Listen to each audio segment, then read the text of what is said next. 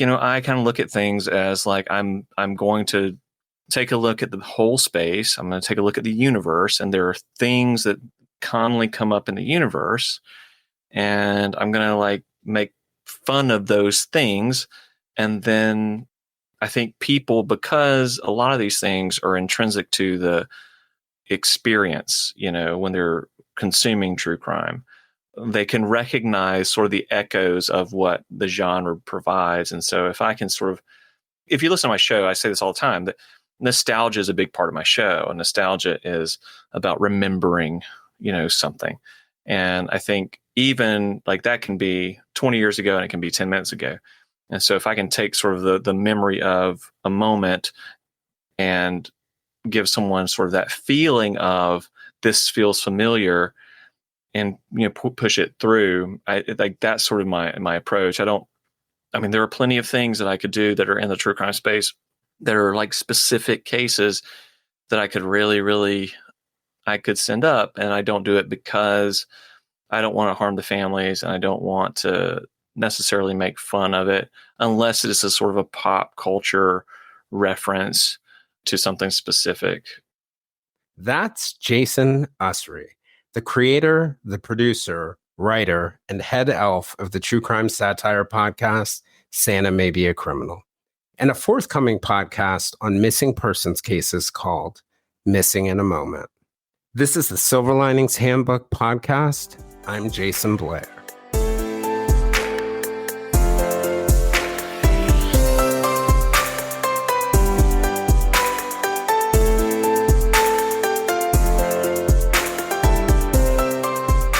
Jason's background is marketing, which requires a deep understanding of people and what motivates them. He's also been an audio producer for more than half a dozen popular podcasts, including several true crime podcasts. Jason has also been a guest multiple times here on the Silver Linings Handbook to talk about Santa Maybe's role as a palate cleanser in the true crime space, and he's come on to talk on episodes about writing. Jason grew up in a small town in Georgia where he learned the power of communicating to help, heal, and entertain people. And he's done that in different ways in his career. Back in 1997, while he was in high school, the epic James Cameron movie Titanic came out. That's where he realized that people of all races, genders, and backgrounds could rally around the love story between the main characters as the HMS Titanic sank into the sea. That led Jason to write his first screenplay. Jason also works at a television station in Savannah, Georgia, where during his days, he helps lead a creative team focused on marketing the station, work that requires understanding what an audience wants and needs. Jason says that Santa May Be a Criminal was born out of a love of true crime storytelling and satire, but if I had to venture a guess, it really came out of a love of people, a vocation he and I share in common. Since then, he's become a sort of mayor of true crime, developing deep relationships with people across the genre, including journalists, advocates, analysts, and entertainers. I want to thank Jason, obviously, for coming on this episode, but I also want to thank his partner on his new podcast, Missing in a Moment, Carly Fulham, both for the idea of having this conversation and for supporting and helping him shape the idea of Missing in a Moment. Today, we're going to discuss the different genres of true crime creation, ethics in the profession at large, the current debate about ethics in true crime, and how to delicately balance the needs of your audience with respect for others and being responsible. Jason, thanks for coming on again. You're in your competition with Julia Cali to be the most frequent guest. I think she's got 5. You've got 4. Whoa, no, this is 5. It's a tie now. Man, look, there's no competition between me and Julia. She is amazing. So to be even like close to her is quite an honor. Yeah. And since the last time we were on, you started editing her podcast, The Consult. So we can make our little pitch for it right now. Yeah. Oh my gosh, it's amazing. Her and 3 of her former FBI behavioral analysis colleagues talk about cases right now at the time of this recording, it's Robert Wan, a Mm. multi-part series, which is obviously very is a case that's very, I hate to use the word popular, but it's in the conversation right now because of the documentary, and the prosecutors are also doing that. The prosecutors podcast, which I also edit, is doing that as well. And but they've done a number of different cases from Joe D'Angelo, Israel Keys, and a number of other things. And Julia is she's an angel. She's wonderful to work with. She's kind. She's thoughtful. The thing I think I appreciate the most about her is she is very, very thoughtful about her approach to analyzing these cases, and not she doesn't seem swept up by emotion, and Hmm. I really appreciate that. Yeah, certainly not sensationalism or any of the No. things that you hear people. She's very responsible and thoughtful. Yeah, she's one of, while she may not talk about ethics and true crime much, but when you hear her talk about things that are very difficult, like victimology, the background, the history of victims, it's always with an eye for what's relevant, right? Yes. She's not sharing the things that are sort of gratuitous or necessarily, Right. they might be interesting facts about people, but they may not be the most relevant thing. And so tell me a little bit about your new podcast. So my new podcast coming out in, I don't know, 5 months or so, is called Missing in a Moment, and it is about missing persons cases. And I'm not going to limit it just to missing and never found people. Like, they could be missing and murdered, but they're stories about people that have gone missing in a moment. And it's about the times that we have with people, and then the times we have without them. And then, just because someone's missing a moment doesn't mean their memory is lost forever. And so it is just kind of trying to share stories that are very troubling for families, and to keep their memories alive. And yeah, I'm excited about it. I've kind of sort of test run it, a couple of stories on my main show a couple times. I got a lot of very, very positive feedback, like overwhelmingly positive. So I decided I did want to do this, and so I'm super excited about carrying that forward and doing something in the true crime space while maintaining the Santa Maybe a Criminal universe. Fair. So is the idea there, like, I'm sure you've heard me say this before, but that idea that, like, usually say it in the context of death, but I think it applies to missing persons cases too. But in the context of death, as you die your first death, when you die your second one when you're forgotten.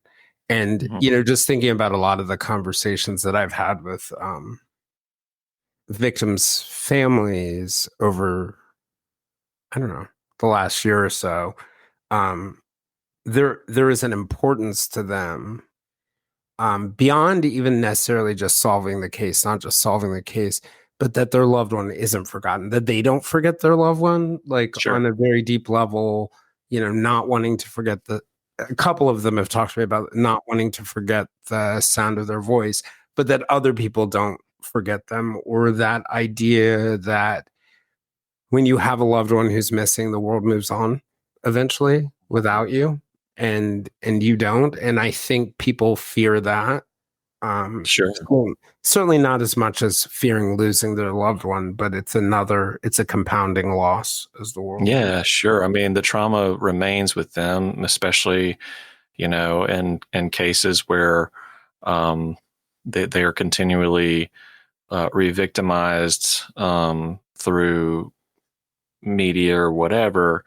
I think that most families just want to have the stories of their loved ones told. I think part of the show for me, which I'm trying to capture, is that though these victims are lost or missing, the families are champions and heroes for the way they carry on that story. And in a lot of cases, so is law enforcement. And sometimes law enforcement falls down on some of these things. I'm not going to shy away from that either.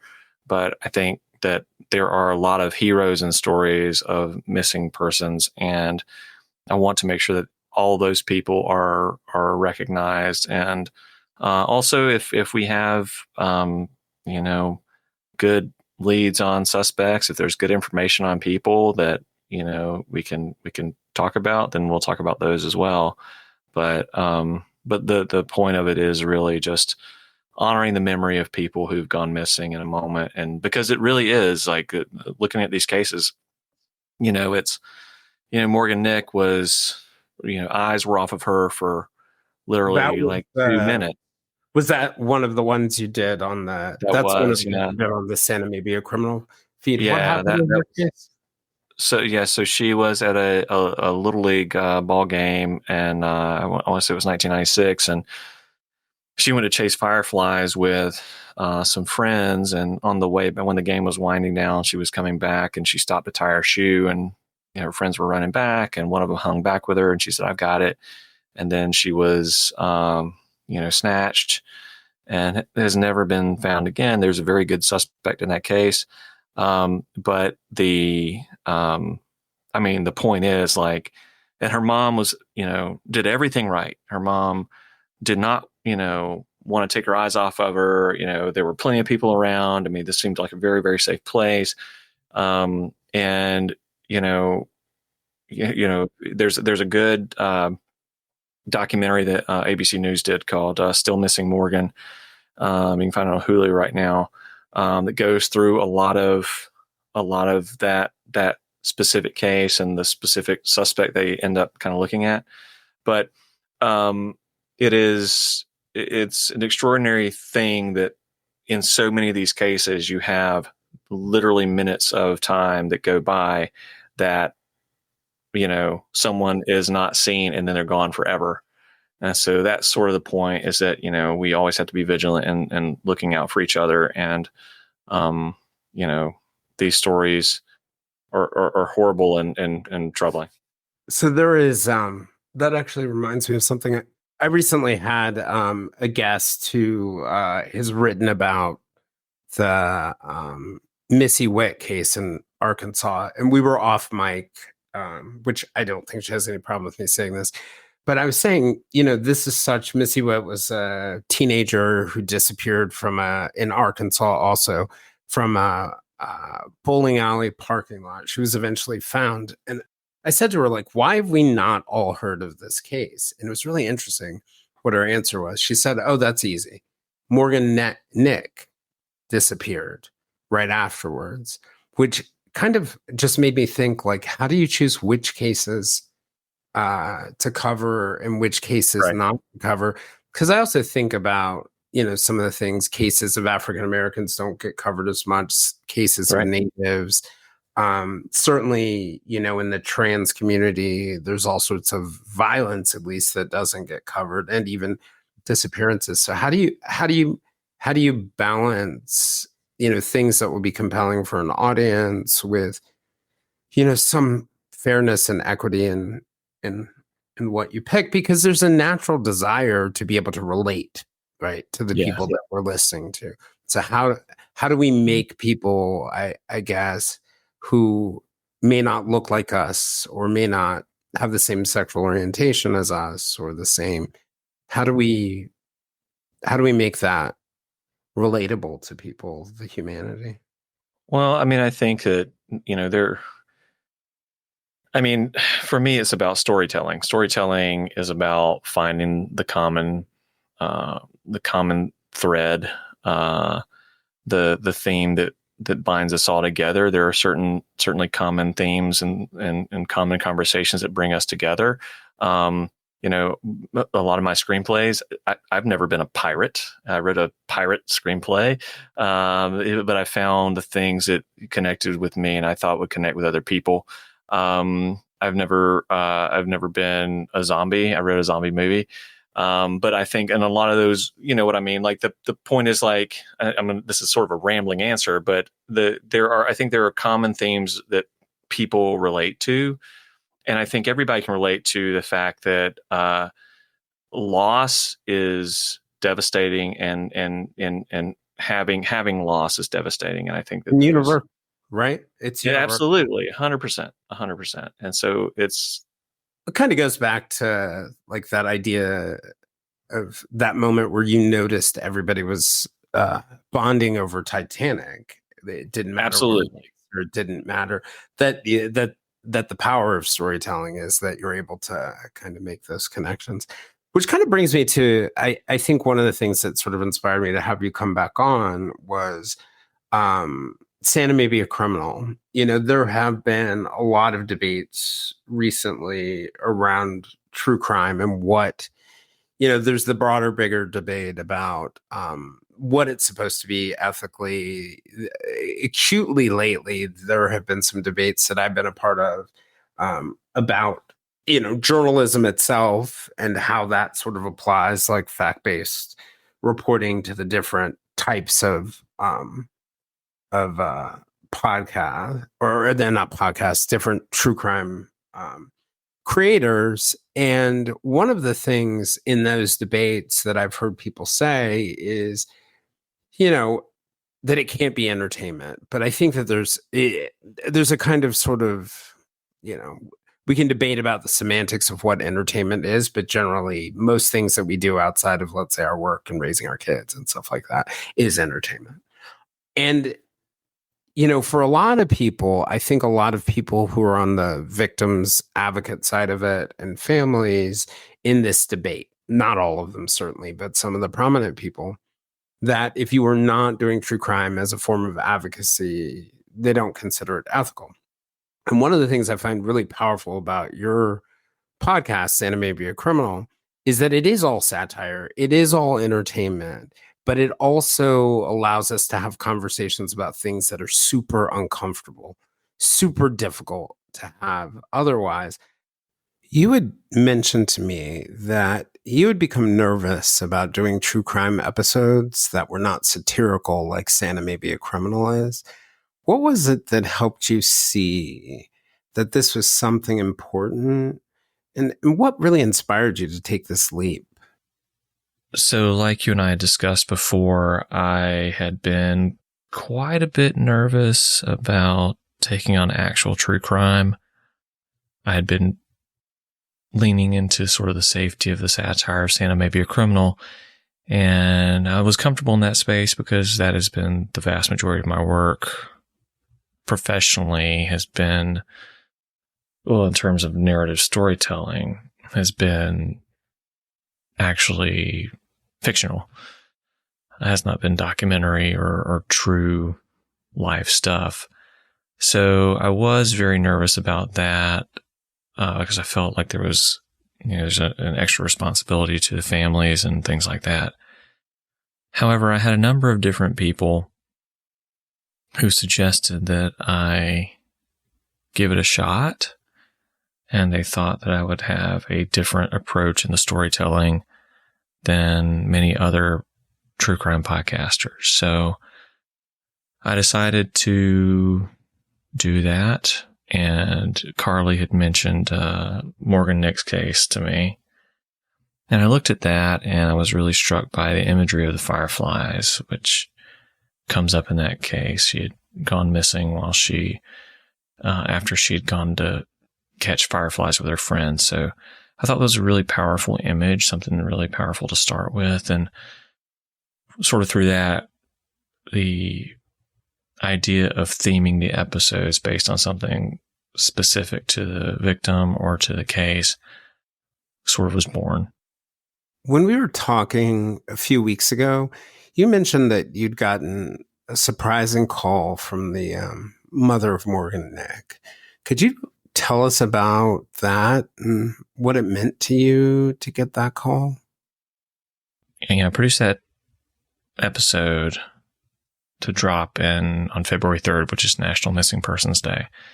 And before that, shortly before that, I sent the episode to Morgan's mom, Colleen Nick, who runs the Morgan Nick Foundation. She started that obviously after Morgan went missing and has helped hundreds of families over the last almost 30 years process their trauma and their grief and give them some hope in some very, very dark times.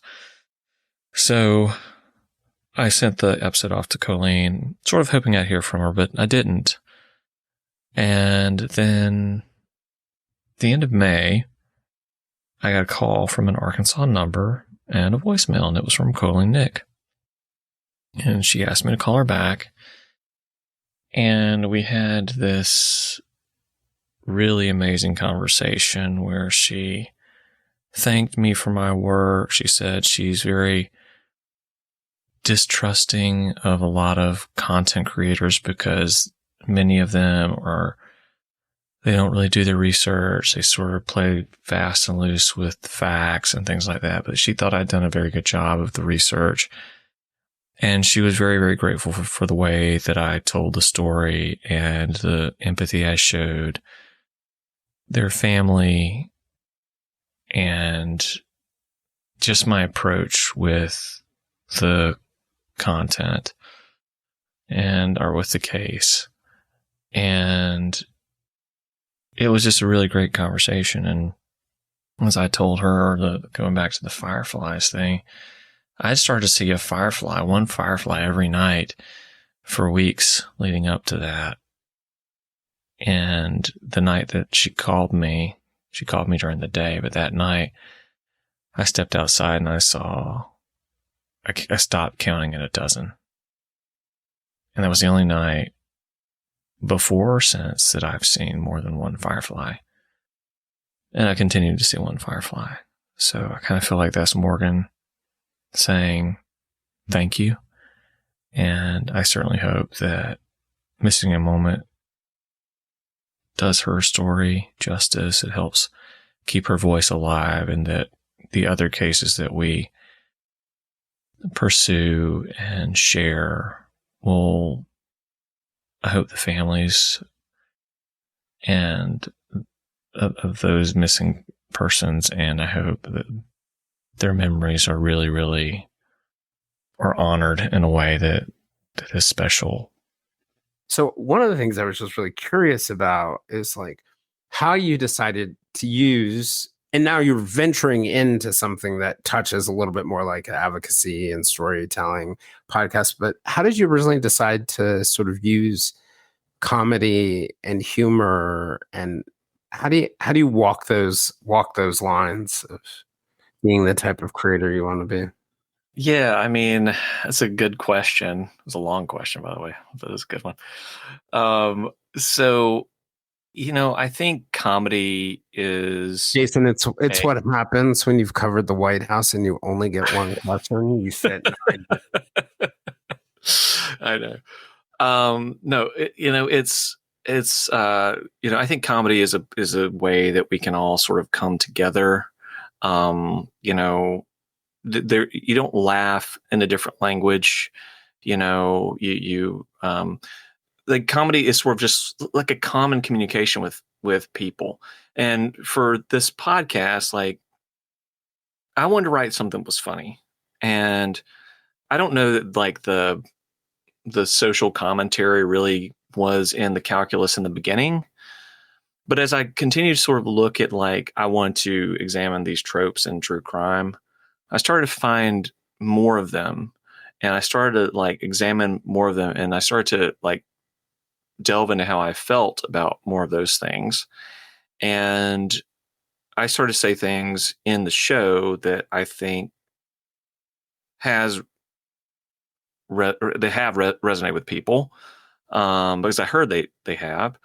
And it was always, for me, it was about having a laugh and sort of sending up the true crime genre. But in the process of comedy, I think you find your way to the truth. And I think comedy has to be intentional. You and I talked about this yesterday. That there are comedians that tell jokes, and there are comedians that tell truths. And that's one of the things I'm trying to do with my show, is tell the truth about things and say things that are not popular to say, that you and I couldn't say directly. Or people are just afraid to say or face. Right. Exactly. Yeah. Like that there's some sort of fear. There's some sort of arbitrary, like, taboo around certain topics that people don't want to talk about. And I think by saying things through like a comedic medium, it makes people think. And like I told you yesterday, sometimes people will tell me they listen to a show and like months later they'll come back and they'll say, you said something that made me really think about X topic. And thank you for doing that. And it might be something that was one of these sort of challenging conversations. Yeah. So it's just that, I think it's an interesting device to use to actually start the conversation. It's certainly not, the end all be all of those conversations, but it's a start to the conversation. It's interesting. I don't even think I've told you this, but we've certainly talked about like that. The scenes that have to do with like suffering and loss, right? And how impactful they were for me during a time of, well, I think all times are times of suffering and loss now that I've learned more, but during an acute time, not that it's over, but I gave your podcast to a client not too long ago. And this was somebody who's a college student. She's a college student, and she was getting into that point where, some of her misconceptions about the world were becoming apparent, like the imperfections of her parents were becoming apparent. And, I gave her the podcast to listen to because I was like, I want you to pay attention to the hopes and dreams, right? I know this is about Santa. I know you were going to laugh me out of the room initially when I suggested, but like, this character, Richie, is going through the arc that you're going through right now of um of losing your hope and dreams and then rebuilding it into something realistic. And the point that I made to her was, look, there's a reason why this is comedy, because none of us want to talk about this. None of us want to talk about like we know we're going to talk about our major losses, our losses of our loved ones and other things, but we have a harder time. My point to her is talking about the loss of our hopes and dreams, our unrealistic hopes and dreams, and our reforming of them. We feel juvenile when we're talking about it. And I thought it was a good cool tool for her to think about, because I was able to say, look, if this is in a creation, right? It's not just you. It's like something real for people. And I thought that was powerful. But so how do you navigate and thinking about it in true crime, right? Like there's some things, and I think this is true of all comedy. Like, on January 7th, we weren't making January 6th jokes yet. Well, maybe some, but most people weren't. Like OJ is probably fair game yesterday based on him dying and the great jokes I saw in my feed. But I'm guessing in smack dab in the middle of the trial, it probably wasn't that popular. How do you decide what you can joke about and what you can't when you're in this space? Well, I try not to be terribly specific. I try to make sure that what I'm doing is lampooning, sort of a trope or something that's sort of a common observation in the true crime space. Like, I'll tell you, like, the OJ's death yesterday, obviously I, think he did it and all that. It made me feel a little gross that there was so much celebration about his death. He made me feel gross for the whole time he was alive, but it didn't mean that I want to celebrate, someone dying, because he did have people that cared about him. And I know that's not a popular opinion, and I get it. But from my standpoint, I think that's the kind way. His life had no bearing on me, thankfully. But so like, I kind of look at things as like, I'm going to, take a look at the whole space. I'm going to take a look at the universe, and there are things that commonly come up in the universe, and I'm going to like make fun of those things. And then, I think people, because a lot of these things are intrinsic to the experience, when they're consuming true crime, that they are, they can recognize sort of the echoes of what the genre provides. And so if I can sort of kind of like if you listen to my show, I say this all the time, that nostalgia is a big part of my show, and nostalgia is about remembering, something. And I think even like that can be 20 years ago and it can be 10 minutes ago. And so if I can take sort of the memory of a moment and give someone sort of that feeling of this feels familiar, and push it through, I like that's sort of my approach. There are plenty of things that I could do that are in the true crime space that are like specific cases that I could really, really, I could send up, and I don't do it because I don't want to harm the families, and I don't want to necessarily make fun of it, unless it is a sort of a pop culture reference to something specific. So that's sort of, I guess that's my answer to that. Yeah. And I imagine you have to sort of know a little bit about the outcome, right? Of what trial or something like that. Absolutely. Yeah. Not going back to my favorite topic, but my least favorite / favorite topic, the Delphi murders of Abby Williams and Libby Germain. Like, I could see a day where the defense's Norse pagan Odinist theory upon conviction could be humorous, but not on acquittal. I can't imagine a version in which that would become humorous. Right. Yeah. No, exactly. Yeah. And the families are still going through all of that, and they've been, unfortunately, those poor families have been re-traumatized for so long over this case because of all the hijinks that have surrounded it. And that one will not end up in my show. I won't send that up at all, obviously, but my thoughts are with them, and I hope that there's justice done in that case. Yeah. Oh, it makes sense. It's just whereas our friends Brett and Alice on the Prosecutors Podcast are doing DB Cooper right now, and DB Cooper, right? There is no one who's been physically harmed, right? No one. Right. That is like beautiful fodder for entertainment and humor, and you even have a character was EB Cooper, right? I do. I also have DB Cooper in the show too. Oh yes, that's right. You have DB himself. DB Cooper is the father of EB Cooper of the Easter Bunny. Yeah, and also I'll say this: DB Cooper comes back soon, so nice. Get ready for his return, his triumphant you have to wait return. For season 3, or is it the next? No, it'll be in the next episode. So, and the guy that plays DB Cooper is a good friend of mine. Does a phenomenal job, and I'm really excited about that. But and he may be in season 3 too yet. I don't know. I haven't written that far into it to know. But yeah, no, that's a perfect example. Like these sort of pop culture moments, that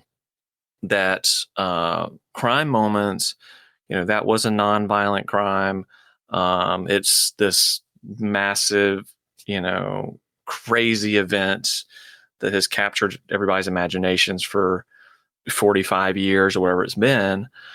And like, that is perfect for what my show is. And then that all happened. The whole reason that DB Cooper got into Santa Maybe Criminals, because a friend of mine challenged me to, Dr. Shiloh, who you had on your show a while back, challenged me to find a way to work DB Cooper into the storyline. And that's sort of the way the show has been made. The show has not been it has not all just come out of my head. A lot of it's come out of like community support, which is the way we tell stories, right? We tell stories together. We add things on and we build together, and it's like a family. And I've had so many things that have been suggested to me. And when people suggest things to me, I typically add them in some kind of way.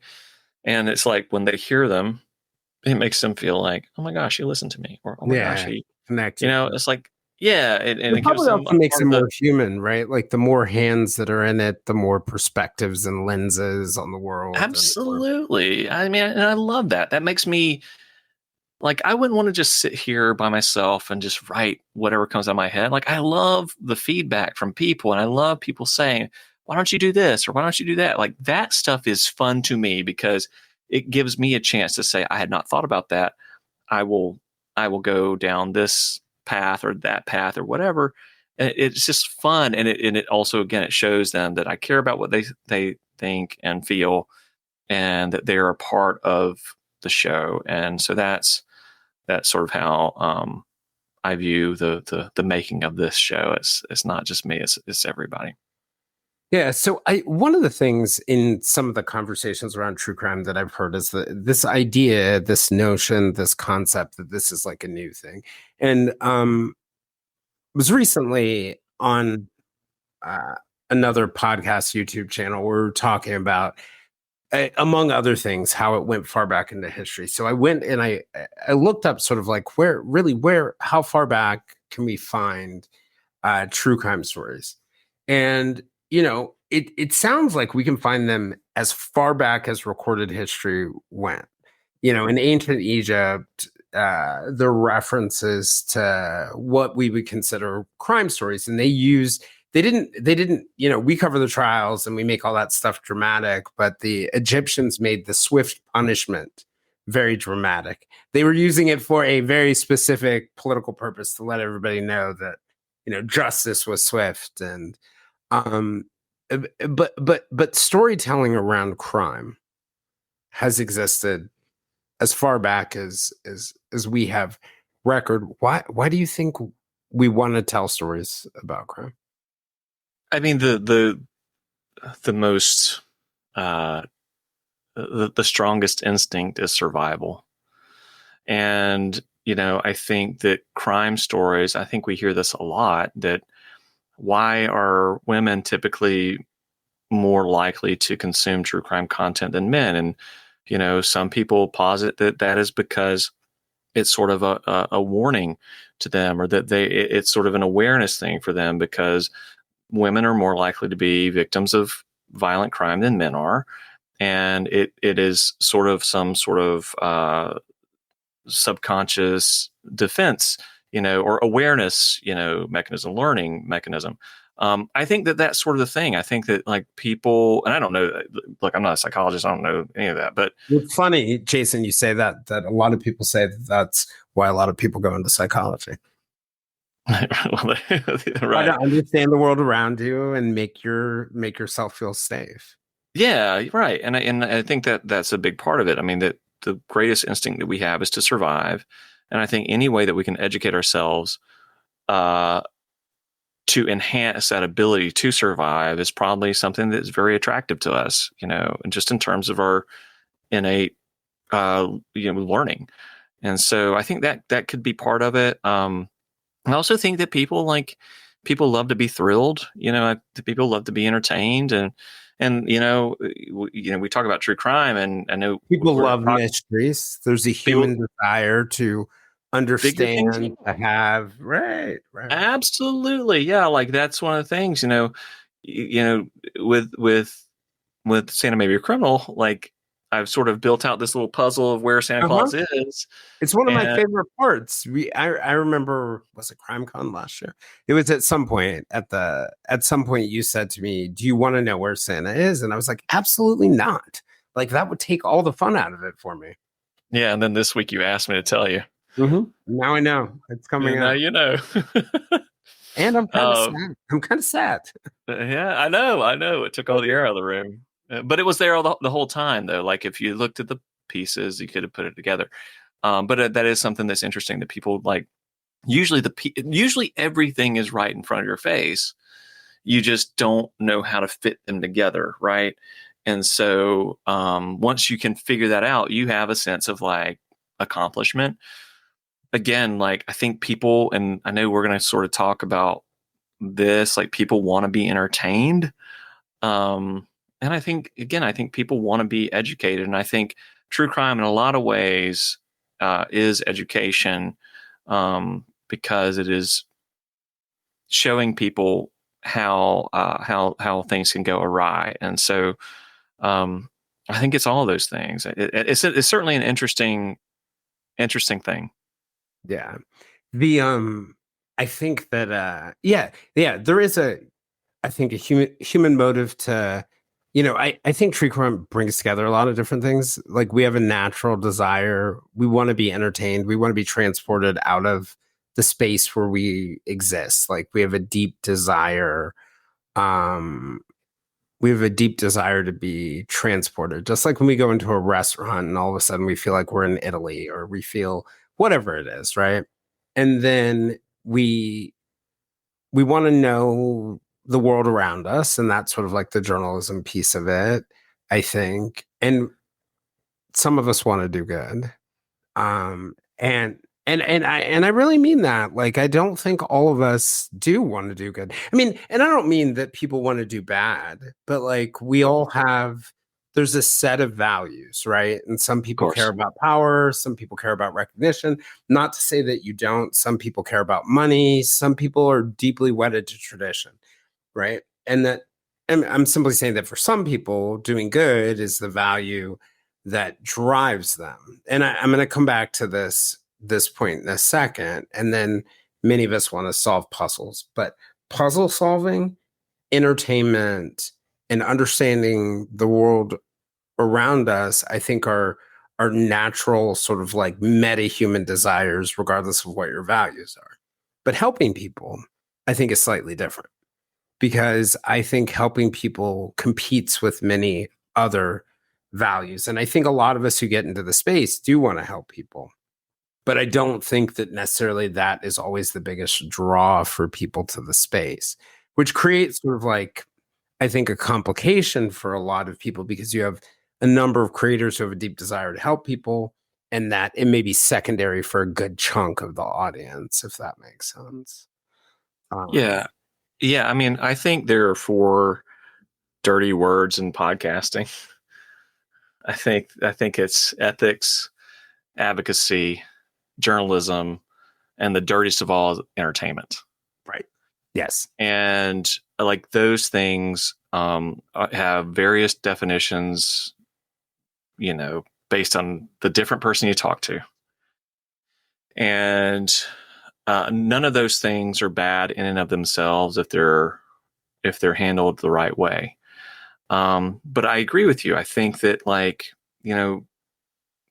as a creator, you have to balance things with what is going to, and I'm talking about me and what guides me, what is going to help tell the story and not do harm, and what is going to entertain people so they listen.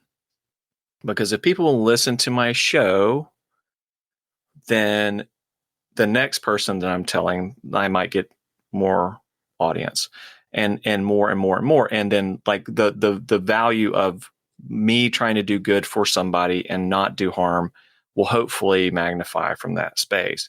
But I do think that like entertainment is looked at as taboo in true crime. And I think that's just not media. Yeah. You look like you want to say something. Well, yeah, I did. Well, because one of the things I was thinking about as you were talking, that idea, like what you seem to be saying is like your purpose through all of this is to help people. And Absolutely. that if people are entertained by it, that brings on board a group of people who secondarily will do it. If the people who want to solve mysteries are brought on board, that brings on another group of people who can have some kind of positive impact. But somebody made a point in the chat. Whoever it is, your words are too small for me to tell who's saying what. I'll have to zoom in. But that one of the dangers is trying to when you're trying to solve puzzles by playing around with people's lives. And I think that applies to the mystery part. And certainly as a journalist, that applies to our work, right? Trying to tell the truth is a very noble and important thing. But if you're trying to tell truth and not taking into consideration the impact of that truth, like what are the necessary parts of the truth for the audience and what are the parts of the truth that are factually correct but not necessarily necessary, that could potentially cause harm. And I think the same thing for for entertainment. And I think that there's that true crime ethics argument has been it should all be advocacy. But I think really it should all be responsible creation within each of Yeah. those pieces, right? Yeah, absolutely. I mean, the responsibility lies on the creator, I think. The tenor of, or the audience now has been trained to become triggered about many, many things. And, that is something that creators and the media has helped foster. But, I think, again, if you operate from a place of kindness to victims and their families, if that's your guiding principle to start with, and you hang to that, it's hard to be. I mean, I won't say it's hard to be attacked, because we've seen that you can be attacked even if you do that. But at least at the end of the day, if you're doing that, that you're honoring the victim's memories, and you're honoring the family's wishes. So that brings me back to your new podcast. Before I ask about what you're trying to do with it, what is it doing for you? Like, why are you doing it? Well, I think I Like, wanted to is there have. something you need to prove to yourself? I think, I talk a lot about having empathy and about presenting with kindness, and I do have a lot of very strong opinions about making sure that victims and their families have a voice. And I'm particularly inspired by families like Morgan Nick's family, Colleen Nick, who started the Morgan Nick Foundation, which helps families who have experienced the loss of, a child or another person. Bruce Maitland, who started Private Investigations for the Missing. I'm particularly interested because I think that the strength it takes after you have such an unbelievable loss, like you were saying earlier, that, if you asked any one of them if they thought they could go on, they would have said no. And then what did they do? They went on, and not only did they go on, but they did something that helped hundreds or thousands of other people. That kind of stuff to me is it may be the most inspiring thing I've ever seen in my life. That you could experience a loss, and you could go on and do things for other people, when you could very well decide, I can't do this anymore. So, I'm going to sit in my grief. So just to take an example from me. So if you look at the last, I don't know, year and a half of my podcast, my mom dies in October. And then, you don't have to be a psychologist to realize that all of a sudden I have maybe 5 or 6 episodes about loss. And I think for me, when I think about it quite honestly, that in so many levels, I was inspired by them, but also they proved to me that I could go on. Right. And to me, there's something really powerful that can come from like a host, I think, vulnerably accepting their own fears and their pain, and then creating something out of that, right? Creating something out of that in the same way, me as the host, because I could have had every one of those conversations on my own, never published anything, and gotten amazing things from them. And then creating something in the world for other people. And so just kind of thinking about like these kinds of things, I think that we do as creators, certainly with our personalities, like it comes from a deep place inside. Like I don't think it's a coincidence for me that's where my focus on loss, and even more globally than that, until my mom died, very out of touch myself for years before that with sort of like pain and suffering, saw too much of it as a reporting.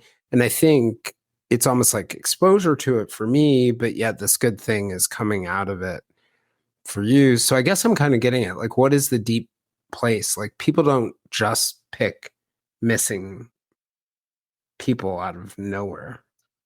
Yeah, I mean, I think to me, it's sort of just it's the puzzle, like we were talking about earlier. Like people like puzzles, and it's also, the amount of time that these people go missing in. They're relatively very fast. With Morgan and Nick, it was a handful of minutes. With Jeanette Tate, who was going to be the second episode, it was like 7 minutes or something like that. Okay. You The got idea that the world changes like that. exactly. We're doing A should agree, which that's again she What's went missing that? in the Which case is that? A Asia should degree? agree. Yeah, so she was. I think she was in Kentucky. I'm not doing the research. I have Jessica doing the research, but anyhow, she went missing in the middle of the night. Like a On trucker a saw her highway. walking on the side of the road. Her backpack was found. It's an interesting thing. And the other thing too about the show is that I'm taking individual themes of the case to frame the storytelling. So this is a storytelling podcast with Morgan Nick. She had gone to chase fireflies, and so the theme is fireflies. For Jeanette Tate, it's puzzles, which makes a lot of sense in the conversation as it is now, because true crime cases are about puzzles. But yeah, I mean, I think that it's for me the point is I enjoy telling stories about things we don't know the answers to, and that doesn't mean that some of the cases that we will cover will not be solved. Sometimes we just don't know because we don't know the motives, but I also want to tell the story with an immense amount of care and empathy, and what I think is in a different way than are the way that stories are currently presented in the true crime space. Yeah. And And so, I mean, to that, I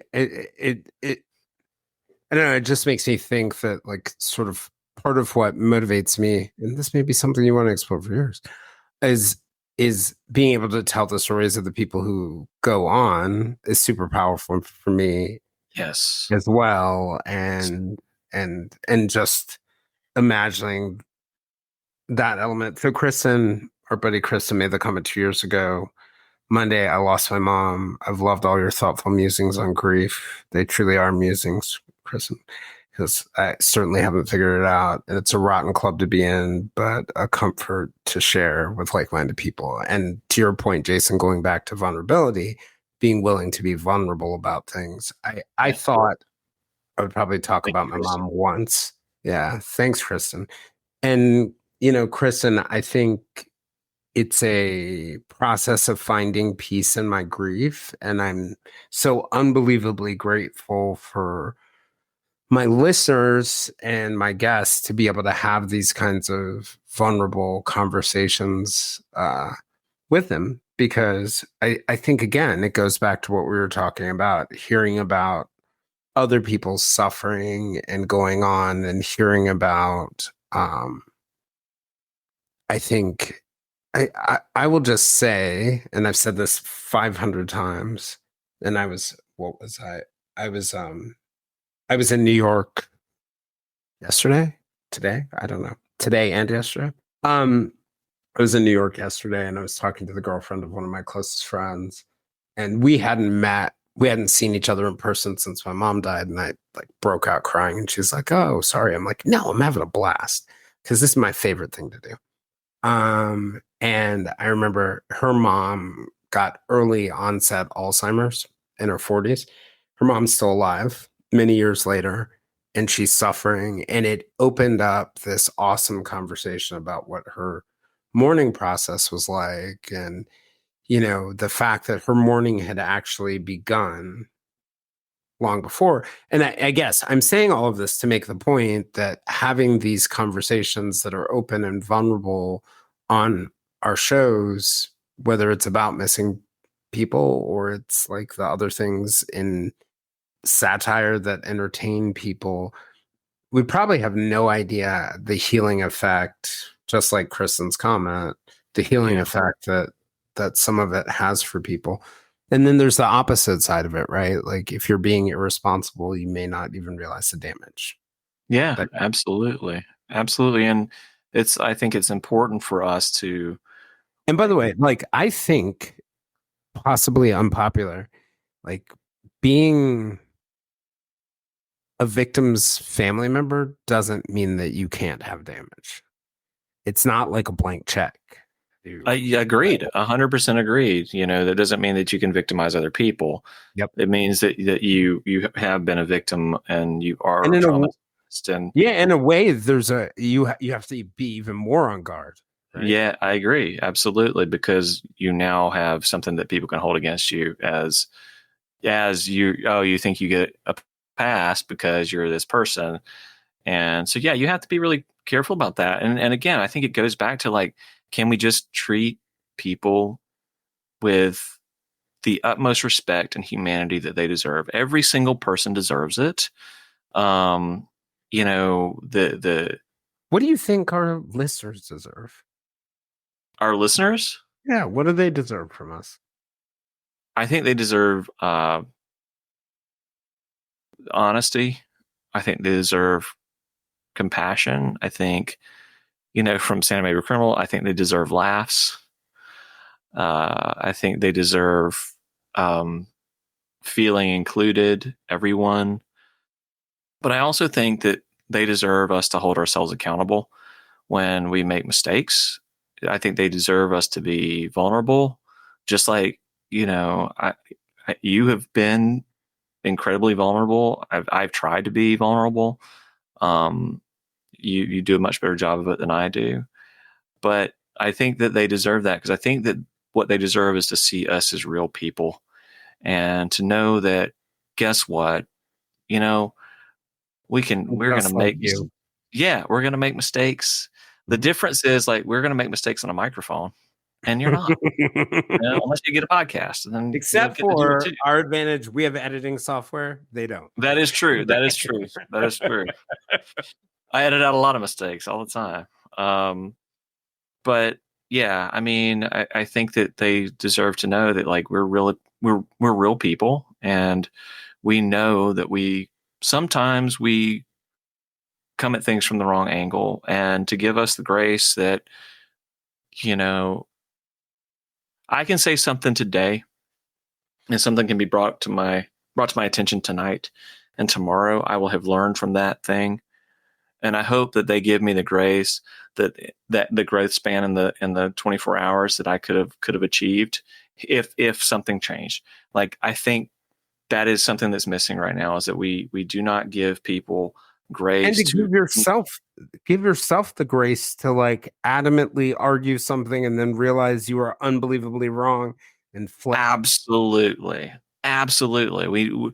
I think we are much more likely to give others grace than we are ourselves. And that's a massive mistake, because you're not going to bed with those other people at night. You're going to bed with yourself. You're looking at yourself in the mirror, and you are Hopefully, you're not going to bed with all of them. right. Right. When I said that, I was like, oh gosh, here comes a joke. Um, but yeah, like, you have to give yourself the you have to look at yourself in the mirror every night Yeah. before you go to bed. What's that? And That saying is you when you get buried, there's only enough room for one body. one person in the coffin. That's Mhm. right. Yeah. So, I mean, I think that's a really important thing. And just so people know that is who I am, that I'm willing to be made wrong, um, or to be shown that I was wrong about things. I'm happy to learn. my ego's not too big that I certainly don't think I know everything. I know I don't know everything, but I'm trying to learn. I'm trying to be a better person. I'm trying to live in a way um, that will give me comfort when I look at myself in the mirror before I go to bed every night. That I can look at my kids and say, you know, I'm not sad with the guy your dad is. That's all I care about. Yeah, I agree.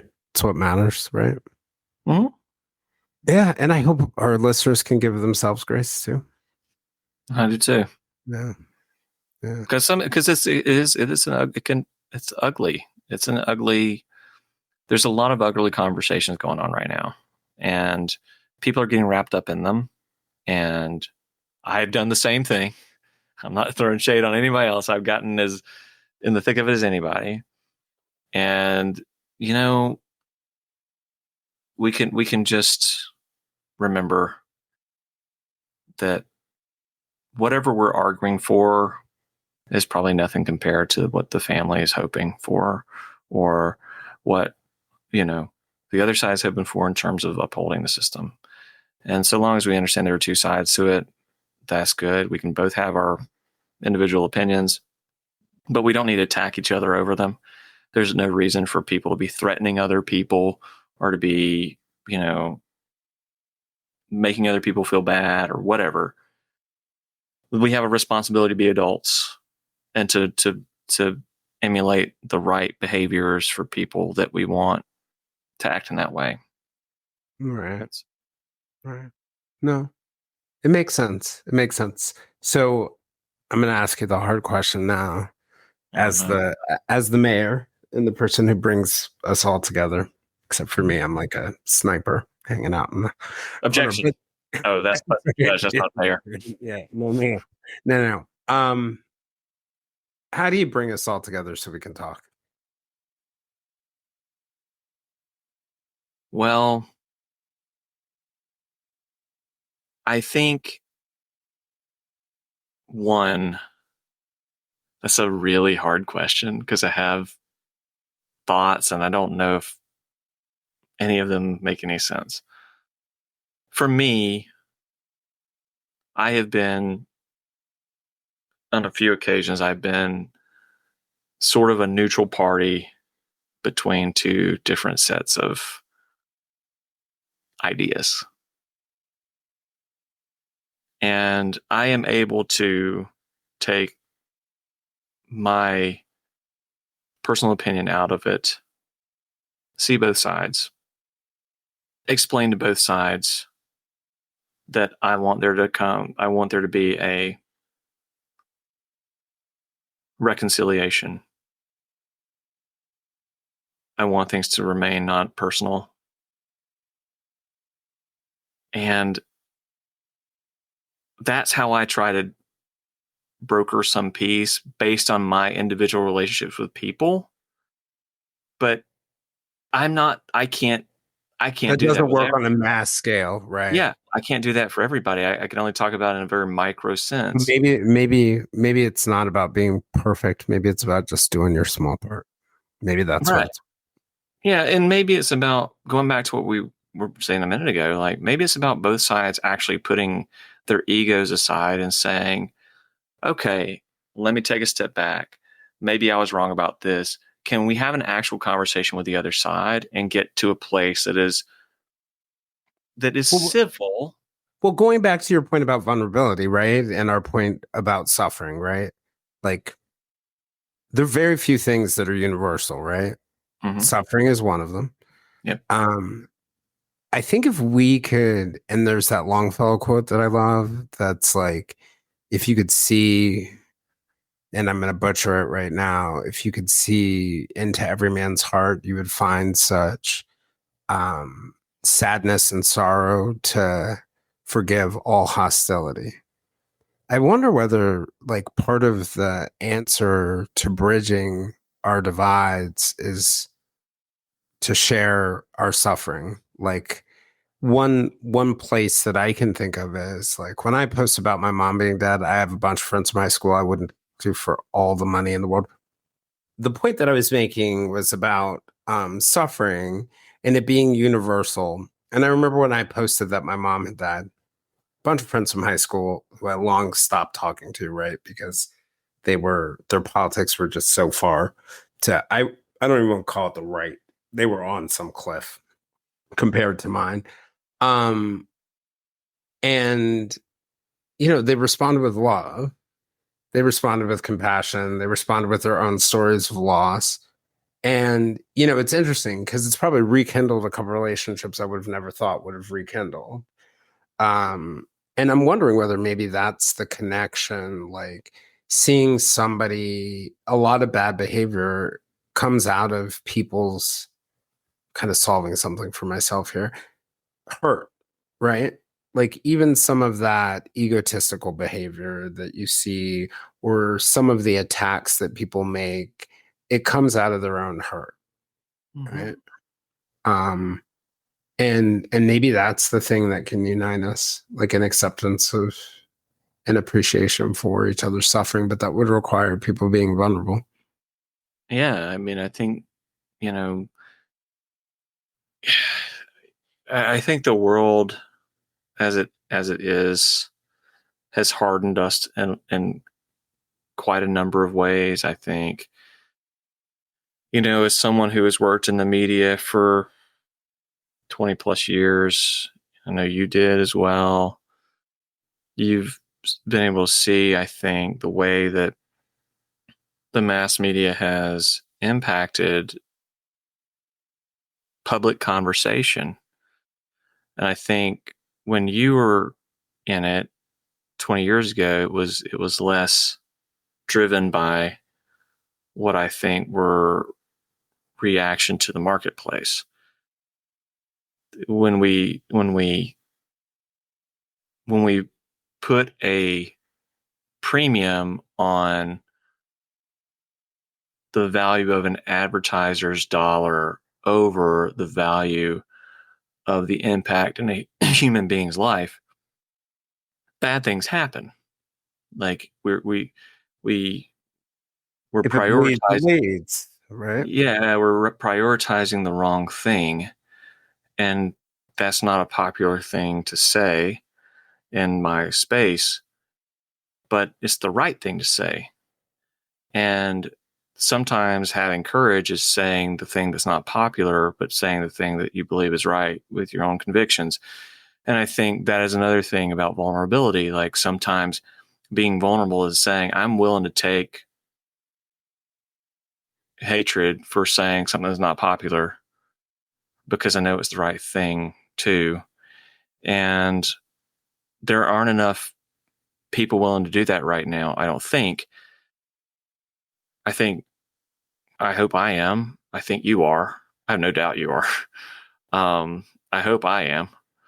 But I think the more important thing is that people understand that, you know, I think we just do it in different ways. that could be true. But I think the most important thing is like, it's not about us. It's about, if we go back to Delphi, it's about justice for Abby and Libby, getting their families, you know, the sense of whatever closure they can have, honoring the little girl's memories. And it's about honoring and holding the system to the standard that it needs to be held to and making sure it works and that we restore the faith in the system.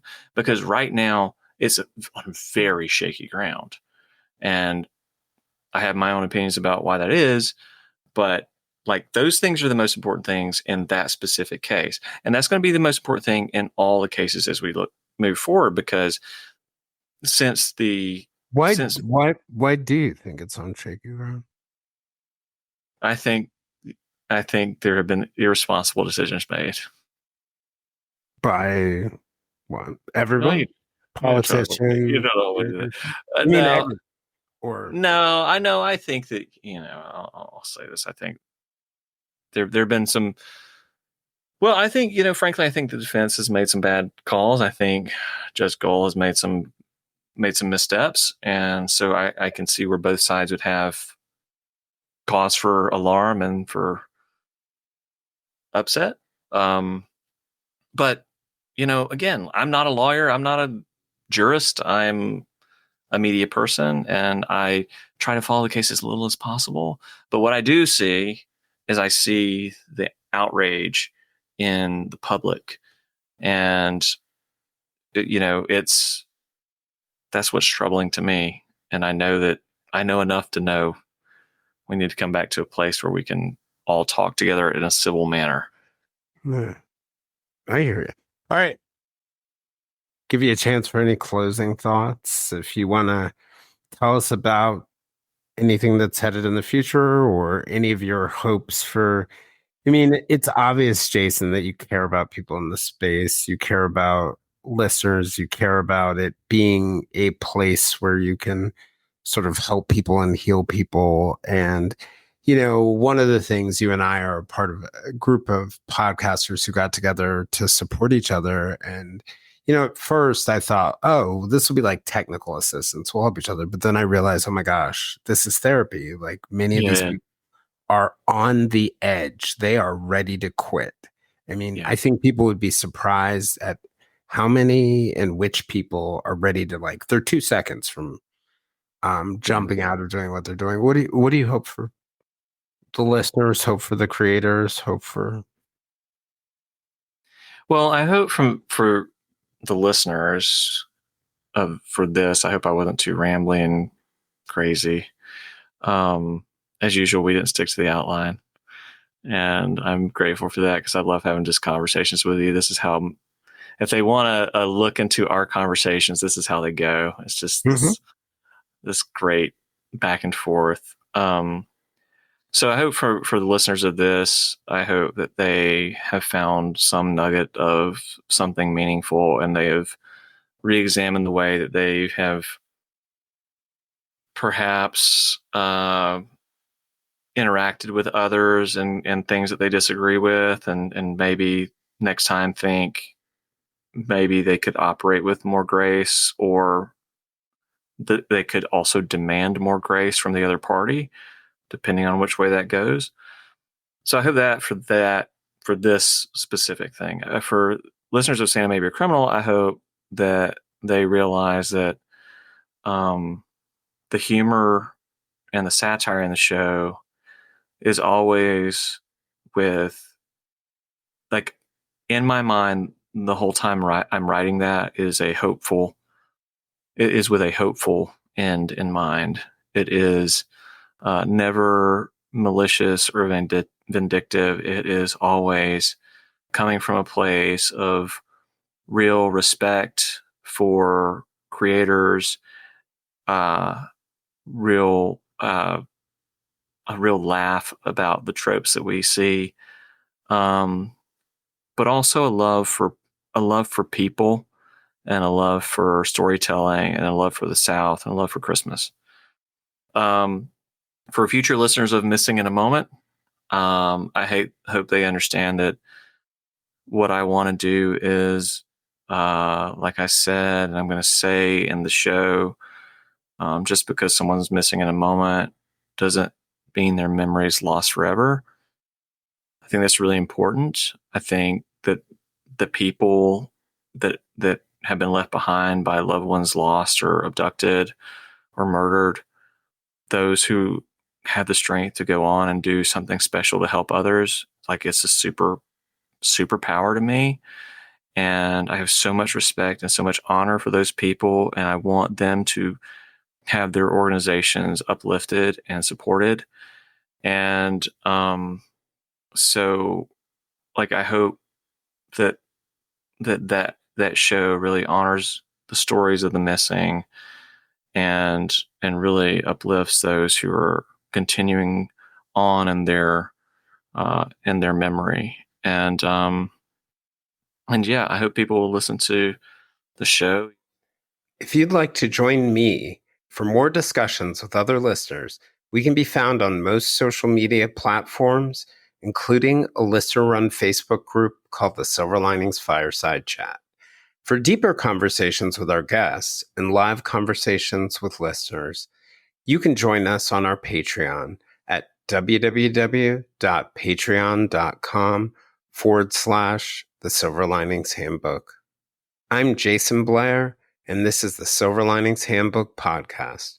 We'll see you all again next week.